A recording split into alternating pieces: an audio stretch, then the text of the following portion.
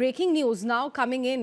Jolted by the Supreme Court's decision denying bail to Umar Khalid and Sharjeel Imam for their alleged involvement in the 2020 Delhi riots case, students of Delhi's Jawaharlal Nehru University indulged in protests that included the raising of objectionable slogans against Prime Minister Narendra Modi and Home Minister Amit Shah. Now, videos from campus, which have since gone viral on social media, show a section of protesting students using outrageous words against Prime Minister Modi and Union Home Minister Amit Shah.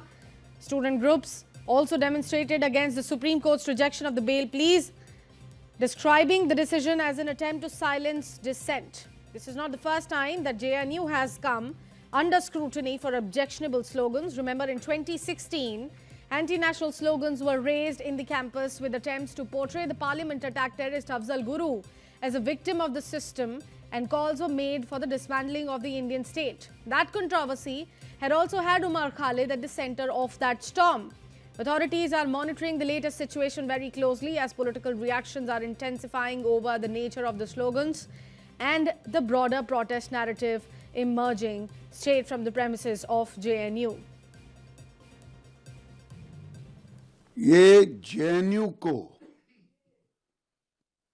टुकड़े टुकड़े gang Rahul Gandhi जैसे देश विरोधी मानसिकता वाले और सभी, चाहे आरजेडी हो, चाहे टीएमसी हो, चाहे वाम दल हो, ये टुकड़े टुकड़े गैंग का एक कैंप ऑफिस बन गया, कार्यालय बन गया।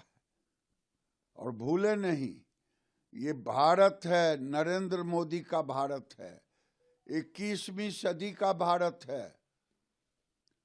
विवेकानंद कह गए थे भगवा ही होगा, और ये नरेंद्र मोदी को और अमित शाह को कब्र खोदने वाले खुद कब्र में चले गए हैं।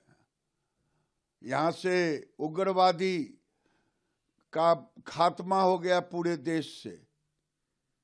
इसलिए मैं टुकड़े टुकड़े गैंग से कहना चाहता हूं कि उमर खालिद जो पाकिस्तान की सोच रखता था, शर्जील इमाम, चिकन नेक को अलग करना, और खालिद और शर्जील के समर्थन में जो लोग बोलेंगे वे देशद्रोही है।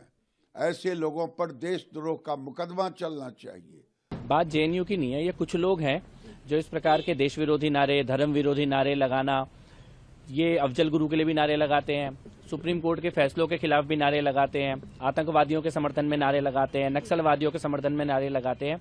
लेकिन कुल मिला के इनके नारे केवल नारों तक ही बचे हैं। जहां नक्सलवादी होते थे वहां नक्सलवादी खत्म हो गए हैं, जहां आतंकवादी होते थे वहां आतंकवादी खत्म हो गए हैं। और दिल्ली के दंगाइयों पर, दिल्ली में जिन लोगों ने दिल्ली के खिलाफ साजिश रची, उनके खिलाफ सुप्रीम कोर्ट का फैसला आ गया है। तो इनकी छटपटाहट है और देश के दुश्मन ये जो सपोले हैं, इनका सिर कुचला जा रहा है, इसलिए ये बिलबिला रहे हैं।